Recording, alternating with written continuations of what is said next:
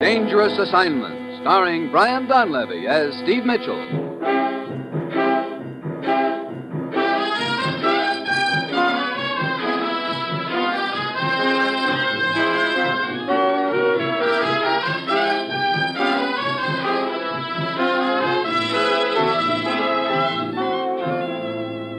Yeah, danger is my assignment. I get sent to a lot of places I can't even pronounce. They all spell the same thing, though, trouble. But when I walk into the commissioner's office, I don't realize that this assignment's going to end up with me trying my best to blast myself right out of existence.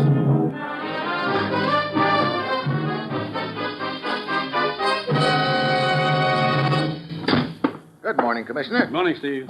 Well, what kind of a deal are you sending me on this time, Commissioner? Steve, ever hear of chromite? Chromite? Sure, that's the mineral they use in manufacture steel, isn't it? Yes, and right now we need all the chromite we can get. Take a look at this map, Steve. See this small country in the Balkan area? Yep. There's a large chromite mine there near the small village of Dravna, up in the mountains near the border, right beside this pass into the next country. These two countries, incidentally, are pretty unfriendly right now. Oh, great. One of those deals, huh? Yes, but the point is, we've made an agreement with this small country permitting us to operate that mine. We get chromite, and our money helps put them back on their feet. Oh, sounds like a cozy little arrangement. It was, until things started happening recently. What kind of things? In the last week, 2 mine workers have been found hanging at the end of a chain. Oh, sounds like somebody doesn't want us to operate that mine, Commissioner. Steve, there's more to this story than I've told you, but I want you to hear it firsthand. Who from? A man named Getnick. He's the mine foreman, and he's waiting for you in the city of Larno. That's where your plane lands. Now get over there, Steve. Find out who's behind all this and then smash them. We've got to keep that mine operating. Well, that's it. You've got your assignment. Good luck.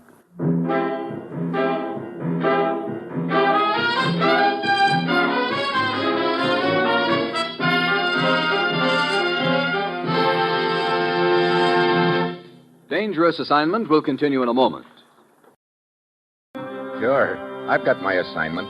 All I have to do is fly to a trouble spot in the Balkans, talk to a mine foreman named Getnick, and find out why a few assorted mine workers are winding up with chains around their necks. I get all the easy ones. Well, it's Tuesday when my plane lands at Larno, and I head for Getnick's house. Yes? Oh, are you Mrs. Getnick? Yes, what do you want? I'm Steve Mitchell from the United States. I'd like to talk to your husband. Why? Why, I understand he's the foreman of a chromite mine up in the mountains near the village of Dravna. I'd like to talk to him about the things that have been happening up there lately, the men that they've found hanged by chains. I'm afraid my husband cannot tell you much about that, Mr. Mitchell. Why not? This morning he was found hanging from the end of a chain, dead. What? Oh, I'm sorry. You are sorry. That is nice. I am sorry. And Anton? He is dead. Mrs. Getnick. He did not believe in the curse of the castle. He found out too late. It is true. What do you mean, the curse of the castle? Above the mine, right on top of the mountain, stands a deserted castle. The legend is that one day, hundreds of years ago, the baron who lived there was found hanging from a chain. There's been a curse on those mountains ever since. I see. Look, Mrs. Getnick, that kind of a legend is something that superstitious mountain villagers like to scare each other with on winter nights. But you, living here in the city, surely you don't believe... I was born in those mountains, Mr. Mitchell. Those are my people. I tell you, that curse still lives. If it were not for Lubo, they would have all moved out of the village by now. Who's Lubo? A brave man, yes, and a good one. It is he alone who has been able to keep the other villagers from fleeing. Oh, thank you very much for your information, Mrs. Getnick.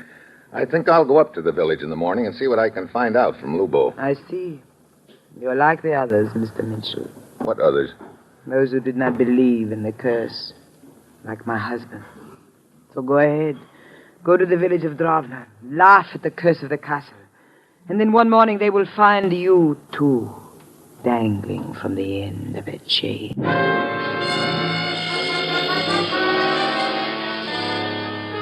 And on that cheerful note, I leave Mrs. Getnick. The next morning, I rent a car and head up through some rolling hills toward the village of Dravna. 2 hours later, I come to the top of a rise. In the distance, perched on top of a mountain peak, I can see the castle and the village below it. I start down the rise, enjoying the peaceful view, and then things stop being peaceful all of a sudden. The shot blows out a front tire, and the car starts careening down the grade. I fight for control a few seconds, but I'm getting nowhere. Then I spot a bank, and I plow into it. I dive out of the car and start running across the meadow for cover. There's a clump of trees 100 yards away. If I can make it, I'll be okay. Then another slug kicks up the dust 2 feet ahead of me. I try another direction.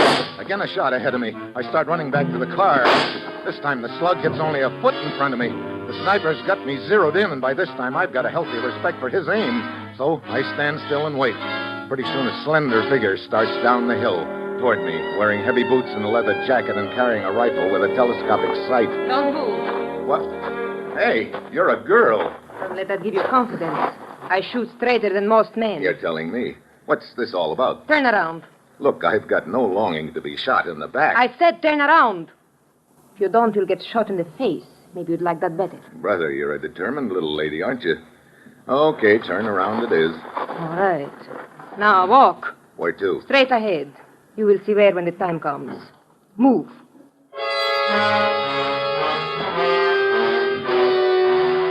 So I move. She marches me up the road toward the village, much to my surprise. An hour later, I'm walking down the one and only street with the little sniper shooter's rifle still in my back, and all the villagers lining the street staring at me. I don't like what I see in their faces either, fear and suspicion. Finally, we get to a blacksmith shop at the end of the street. Inside, there's an old gent whacking away at a piece of metal, and sitting on a crate in a corner, there's another man, younger and very rugged looking, and right now he's giving me a very cold stare. The old gent stops hammering as soon as he spots us. Oh, Magda, where have you been? I have been worried about you. I have been on watch in the hills, Grandpapa. And see what I have caught. Who is this man, Magda? Look, I don't know what this is all about, but... Silence.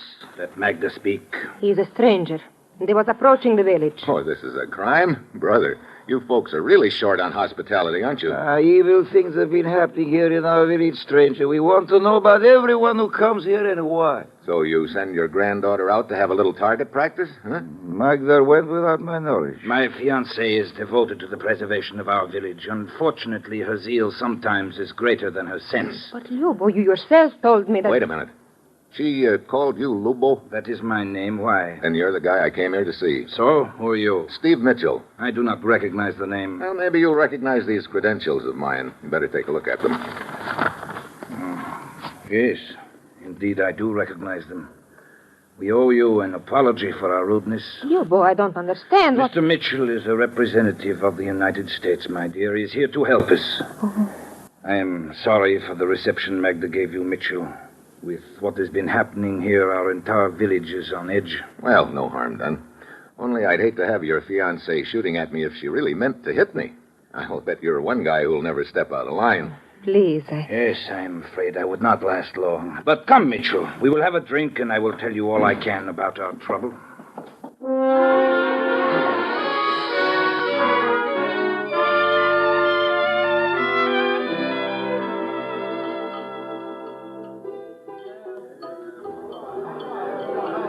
So the whole village is pretty panicky, huh, Lubo? Yes, I think they would all like to leave, but as long as there is an ounce of strength in my body, they will not. Well, from the looks of you, there's more than an ounce. You're the one boy who's holding them together right now, I take it. Well, they seem to look at me as a sort of leader, perhaps because I am one of the few villagers who's been away to school. Look, what's your theory about what's happening? These guys getting hanged by chains. I've heard the curse of the castle, but... Mitchell, I think that someone is using that legend, that curse, for his own purposes. I see. Any idea who that might be? Well, our relations with the neighboring country just over the mountains are not what one would call friendly. We believe in freedom, they do not. I get it. That mine is the symbol of our strength. I will keep it operating if I have to. How are you going to operate it if you don't have enough workers? I will continue to do as I have done for the last month. Each time there is a murder, some of the mine workers quit and leave the village. So I go down to the city and bring more workers up here. Men who are unafraid. Well, that's a good plan, as long as you can keep finding new men. You know, I'd like to take a look at that castle. How do I find it? Follow the trail up to the top of a mountain. You cannot miss it. Okay, I'll check with you later, Lubo.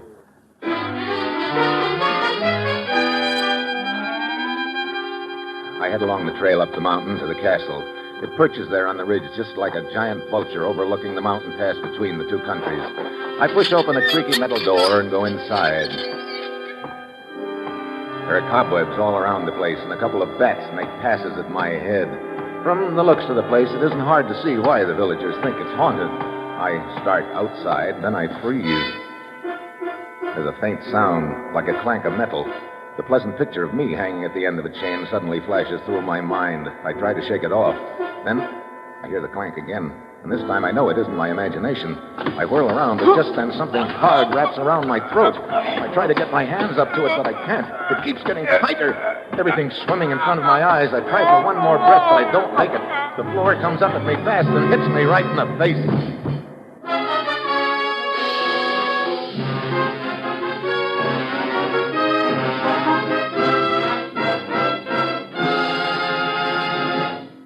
Steve Mitchell will continue his dangerous assignment in just a moment. Dmitri, drag his body over here behind the wall. Very well. So.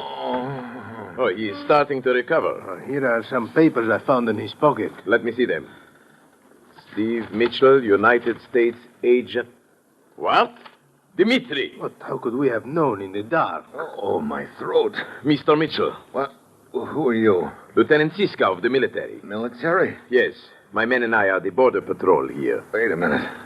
Are you the guys who choked me a few minutes ago? A regrettable incident for which I apologize. Oh, great. Not again. Again? You people really make a guy who's trying to help you feel right at home. I am indeed sorry, but you must understand that we are right on the border here, and with this situation as it is, we can take no chances. Everyone found in the vicinity of the pass is under suspicion. Well, instead of half strangling me, you might have fired a shot over my head or something. I'd have been very happy to cooperate. No, a shot fired on the border is not good. From such things as that, an incident can be manufactured. An incident which might be used as an excuse for an attack upon us. But, come. In order to show you hold no grudge against me, please, you must come back to the village and we drink together, huh? You know, that's a real quaint custom you've got in this country. First you half kill a man and then you buy him a drink. Well, I'm in favor of the second part of it anyway. Let's go.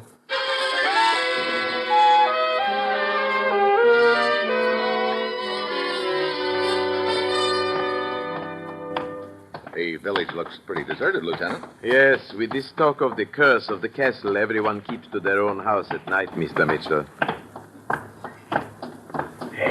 Lieutenant Siska! Oh, it is Lubo. And Magda. Come quickly. Where to? Grandfather's blacksmith shop.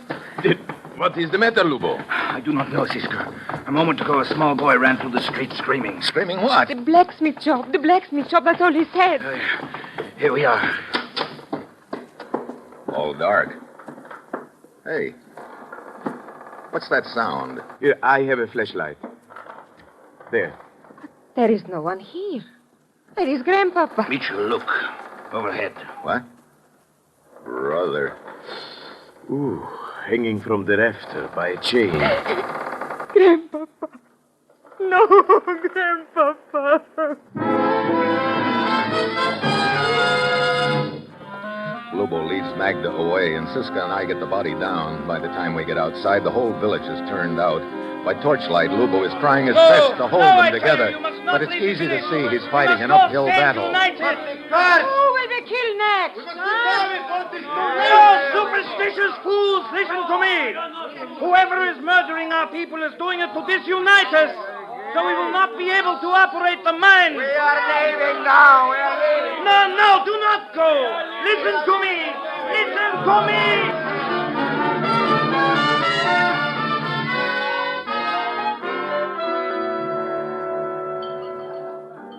Well, I suppose we are beaten, Mitchell. Most of the villagers took a powder, huh? Yeah, as you saw. How many men do you figure are left in the village? As far as I can tell, only those which I have brought to replace the villagers who fled after the other murders. Well, in the morning I will go back down to the city and find more replacements.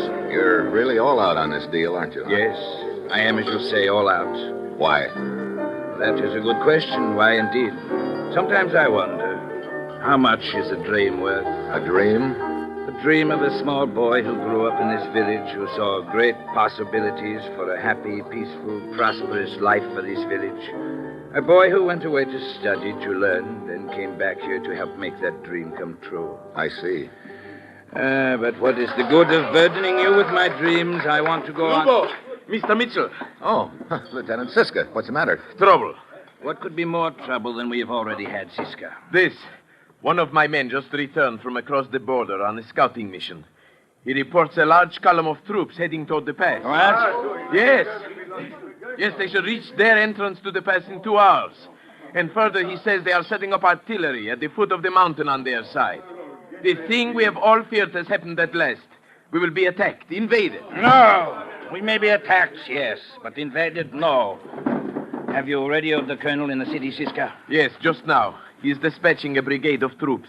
They should arrive shortly after dawn. Then I will round up what men and weapons there are in the village. We will try to hold the pass and the castle against the enemy until our troops arrive.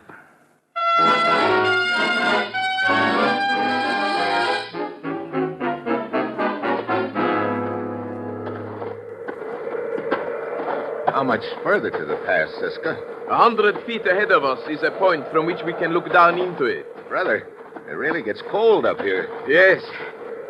What time is it, Mr. Mitchell? 4 a.m. Already it is starting to get light. The enemy troops will probably arrive at their side of the pass in another hour. Yeah. And your troops from the city won't be here for 2 more hours. I still don't see how Lubo and his boys can hold the pass till then. Stop here and I think you will see. There. Now observe the pass. Anyone attempting to come through from the other side must pass through the narrow part directly below us. A handful of men stationed here and in the castle above us can prevent that passage, or at least delay it for several hours, with luck until our troops arrive. Yeah, I see it now. But speaking of the handful of men, where are they? Lubo must have taken them all to the castle. Come. He's probably giving them their orders. Then we will send some of them to the pass and keep the rest in the castle, which will serve as an observation post. You know, you boys seem to have this deal pretty well worked out. Oh, Lubo has rehearsed it many times. Well, here we are. You know, this castle gets gloomier every time I see it. Here are Lubo and his men. Siska, Mitchell, I've been waiting for you. Hey, you got a lot more weapons here than I figured. Rifles, machine guns, grenades. You got the works. I've been collecting them for some time. Yes. Even I did not realize you had so much, Lubo. What is the matter, Siska? You have made a mistake. Have I? Yeah, the machine guns. They're pointing the wrong way, towards your end of the pass. You're quite right. But let me assure you, this is no mistake. What? Lubo, what do you mean? I'm afraid I get it. Too late. Too late indeed, Mitchell. 5th columnist. Then all this time you've been working with our enemies. Your enemies, Siska. My friends. You dirty, traitorous dog. Well, it's a pretty neat deal, Luba. Every time you murdered a villager, several of them left in a panic. Then you went to the city and got your own stooges to replace them. Exactly. You will not last long when our brigade of troops get up here, Lubo. You underestimate me. Up in the tower of the castle is one of my men with radio equipment. He's in contact with artillery on the other side of the mountain and will spot for them. As your troops pass, Siska, they will be cut to pieces by artillery fire. Got it all figured out, haven't you, Luba? Completely, even to the fate of Siska and yourself. What do you mean? Observe the 2 lengths of chain on the floor near you. After you have had the dubious pleasure of watching a complete victory for my cause, both of you will be hanged from those chains, the curse of the castle, you know. Quite fitting, isn't it, gentlemen?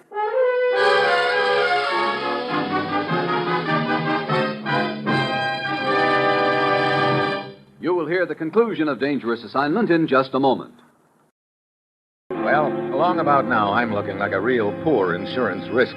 According to Lubo, as soon as his artillery finishes blasting Siska's troops out of existence, Siska and I are due for the wrong end of a chain. Luba and his boys are lined up at the windows waiting for the first sight of the brigade, leaving an armed guard stationed in front of the door, which leads up to the tower. And one look at that guard's face tells me he'd like nothing better than to give that itchy trigger finger of his a workout in our direction.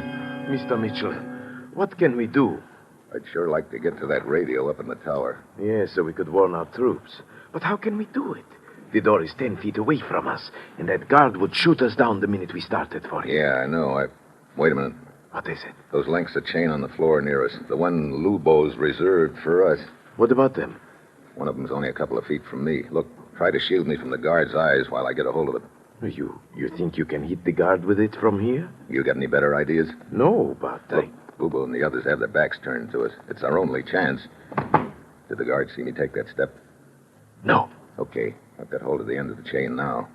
When I yell, flatten yourself against the wall, and I'll whip it at him. If it works, we dive for the door and bolt it behind us. Then we head for the tower. Very well. I'm ready. Now. You got him. Michel! Quick, inside the door. Let's get it bolted, quick. All right. Michel, open this door! Come on, up the stairs. We've got to work fast. Yeah. Lubo and his men will break down the door. Yeah, I know. It'll take them a little while, though. Those doors are thick. Good. There's another door at the top here. I will close it. What is it? What is the matter? Mitchell, the radio operator. Yep. Wait, you're not to be here. Hand over that walkie-talkie, Buster. No. Maybe this hammerlock will convince you. No. Stop. That's better. Now we can warn our troops. I got a better idea. What's the code name of your artillery, Buster? Come on, open up before your arm turns into a pretzel. Stop. This valley. Valley, huh? Okay, what's Lubo's code name? Hilltop. Please, my arm. Okay. Now! Mitchell, he's trying to smash the walkie-talkie. Yeah, I got him. Oh! Okay, get on that walkie-talkie and call the artillery. Use the code names Valley and Hilltop. I don't understand. You will. Very well. Hilltop to valley. Hilltop to valley. Over. Valley to Hilltop. Go ahead. Now what? They've probably already got an initial range and deflection set on the guns. Tell them to fire one salvo. What? That's right. I want to see where it lands. Oh, I hope you know what you are doing, Mr. So do Mitchell. I. Hilltop to valley. Fire one salvo at initial setting. Listen, Lobo and his boys must have broken down the first door. They're heading up the stairs. Yes. Michel, open up! I'm sorry, Lobo. What are you doing in there? There's your answer, Lobo. The salvo landed just below the pass on our side. Okay. Give him this correction, Siska. Down 1,000 yards, left about 3 mills. Down 1,000, left 3. Oh, Mr. Mitchell, do you realize what you are doing? Sure, I'm zeroing in that artillery onto this castle. I can hear you, Mitchell. You are just bluffing. Am I? Send the correction, Siska. But we may be killed if the salvo hits the castle. We're going to be dead anyway as soon as they break down that door. This is our only chance to scare them away. Send the correction. Hilltop to valley. Down 1,000, left 3. Over. Valley to Hilltop. Down 1,000. Left 3. Received. Listen, Lubo's heading downstairs. I guess he got it through his head. I wasn't bluffing. Okay, get down on the floor, Siska, and try to shield that walkie-talkie as much as you can. Mitchell, this is insane. You're telling me. But just lying here waiting for the salvo to land. You might try a few prayers while you're waiting. Hold it! Hold on! Mitchell, are you all right? Yeah, just shaking up. I'm going to take a look out the window. Salvo hit the base of the castle, Siska, and it sounds like it hit a few of Lubo's boys, too. Look, there goes Lubo running for that jeep. Yeah, I guess he's the only one that didn't get hit. Mitchell, he's heading for the road which leads down the other side of the mountain. Yeah, and us without even a slingshot. He will get away. Hey, a rifle shot. Lubo is hit.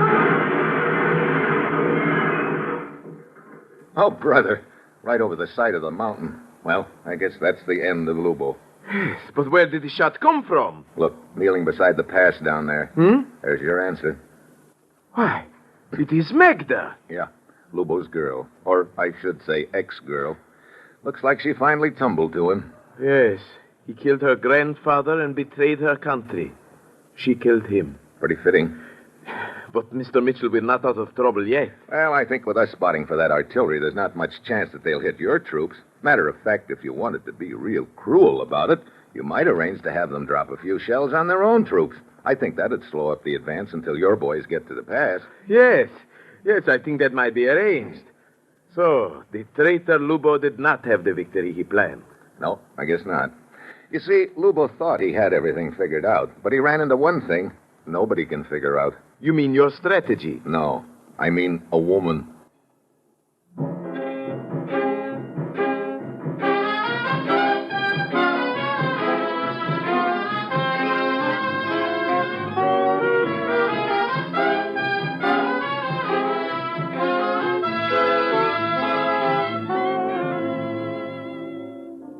Dangerous Assignment, starring Brian Donlevy as Steve Mitchell, is written by Bob Wright, with music composed by Basil Adlam and conducted by Ralph Hollenbeck, and is produced and directed by Bill Karn. Dangerous Assignment will again be heard.